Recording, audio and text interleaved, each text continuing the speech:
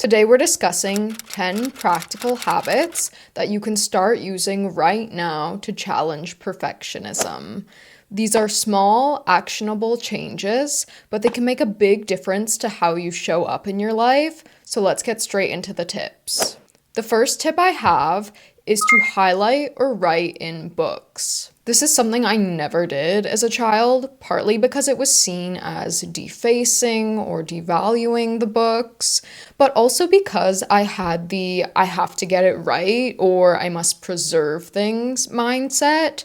And to this day, wrecking a book by highlighting it, because that's what perfectionism makes me see it as, is still something that makes me so uncomfortable to think about, which is even more of a sign that it's something I need to try. So if you have this same issue as me, I challenge you to grab a pen, underline crookedly, write in margins, even if they're half-formed thoughts, and highlight parts in different colors without feeling the need to color code them perfectly.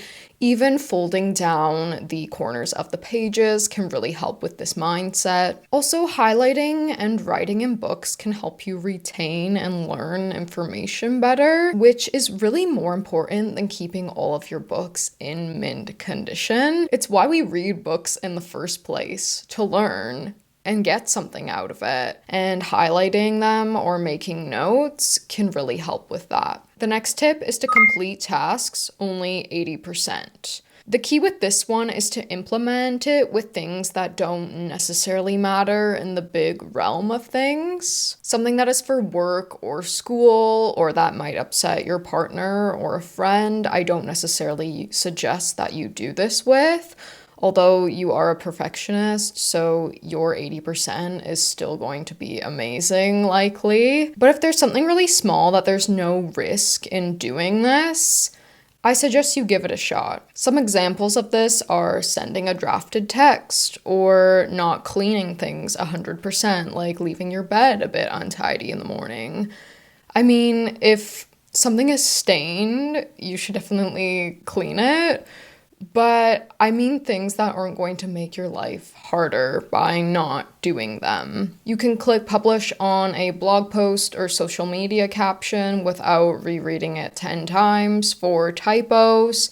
Any mundane task will work really well with this tip. The third tip is to keep miscellaneous notebooks. Now, I don't know about you, but whenever I would used to get new notebooks, I would not want to use them until I had perfectly planned out what I was using them for, and I would write in them the most neatly I had in my entire life. And if I messed up a page, I would tear it out without trying to destroy the notebook, or I would glue the pages together or collage over it, something to fix the mistake that I had made. But I think it can be so freeing as a perfectionist to have notebooks that contain a mismatch of thoughts or topics or drawings, even if that's something you like to do. You don't need to have a separate notebook for writing poems, business ideas, doodles, for example. You can just put them in the same notebook. And this is great because A, it actually makes me use my notebooks fully, so I don't have a bunch of half-started ones, but it also allows you to have a place to be messy and private, and no one's going to know or see them. My fourth tip is to wear mismatched socks or imperfect outfits on purpose. This is a simple and easy way to let go of the need to appear flawless all the time. You can start with wearing socks if wearing a not so put together outfit seems really daunting to you. And here's a little story about this one, actually. One day I was going to the chiropractor not too long ago, and I thought about wearing mismatched socks, but my initial thought was, well, I'm going to have to take my shoes off, so my chiropractor will see that I'm not wearing the same pair of socks.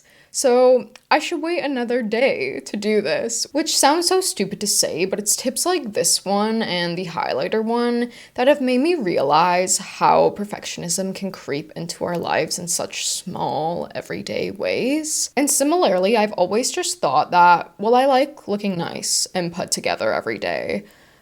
But now I'm starting to realize that there's maybe something deeper to it, and maybe I am afraid that people wouldn't like me if I didn't look as presentable and didn't have my hair done or my makeup done. So I also need to really challenge this belief about myself. The next piece of advice is to use the first take, specifically in creative work. So whether you record audio, a YouTube video, or draw a sketch, don't redo it. Post or share the first version. What this might look like for me is not saying things 3 times in different ways when recording my YouTube videos, but using the first take that is good enough. As long as it makes sense and sounds like English, right? Then it's fine. But it could be an addition video for you instead of filming 5 different versions, or something else. It doesn't have to be a video at all.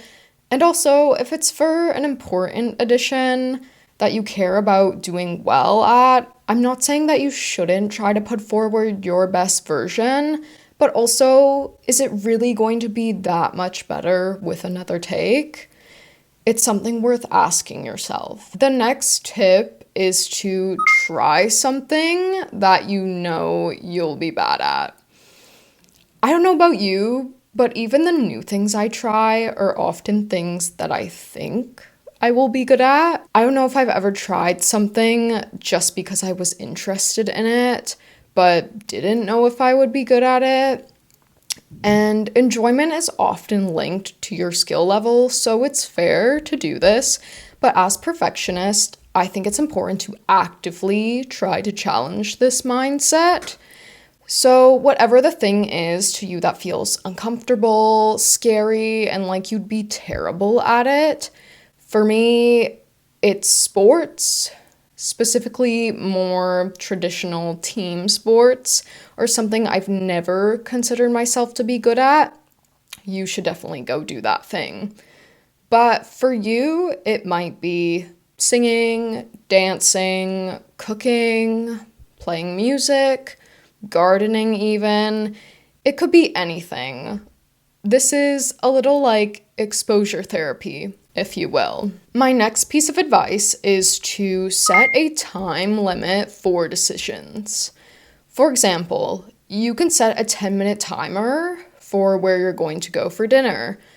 No scrolling through 100 options. This stops the perfectionist trap of over-analyzing everything. Now, with big decisions in your life, you probably should take your time with them and weigh all of the positives and the negatives.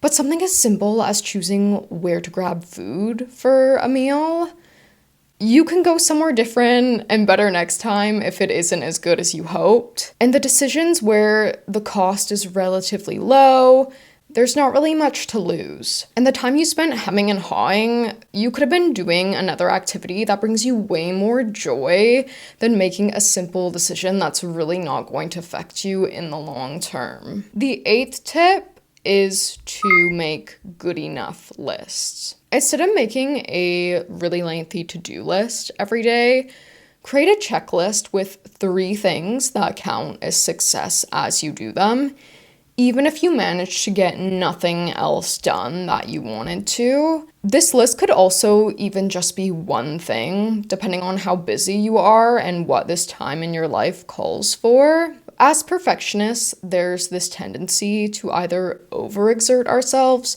and try to do everything we've ever wanted to do in a single day, which can lead to burnout. Or we get paralyzed by the amount we have to do and then procrastinate and end up doing nothing, which, when we tend to place our value on achievements, is not great for our self-worth. We're very all or nothing a lot of the time. So the key here is to honor our need for achievement, to feel good about ourselves, but do it in a more sustainable way. And yes, We do need to challenge this thinking of needing to achieve to be worthy, but it's also about honoring this part of ourselves and working within it. And I actually find with doing this method, the pressure is taken off from having to do so much, and it becomes easy to complete the 3 tasks. And a lot of the time, I'm more energized and end up getting even more done, but I'm not stressed about what I have to do, and I can enjoy myself more. The next piece of advice is to keep a mistake journal. This is more to reflect on your daily mess ups, not to criticize, but to laugh at them, learn from them, or simply just even normalize them. I think we never want to admit that we've screwed up as perfectionists. And when we do mess up, even if slightly, like calling somebody by the wrong name, it seems to haunt us forever and we keep replaying it in our minds.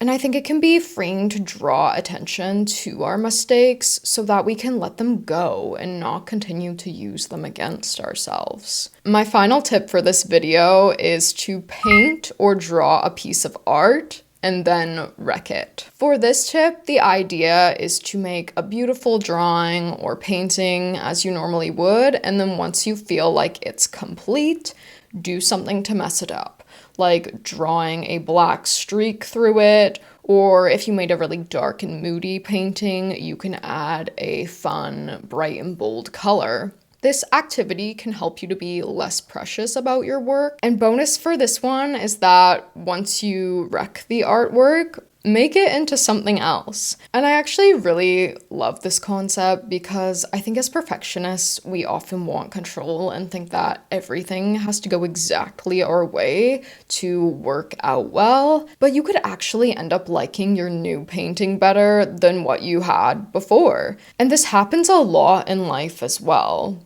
Sometimes the thing we think we want, we don't get, but instead, we end up with something 10 times better than we could have ever possibly imagined. That's all the little things that I have done to be more okay with being imperfect, or that I plan to challenge myself to do. Let me know in the comments if you have done any of these, or if you're planning to do these and which ones you're interested in trying. Thank you for watching till the end, and I'll see you in my next video.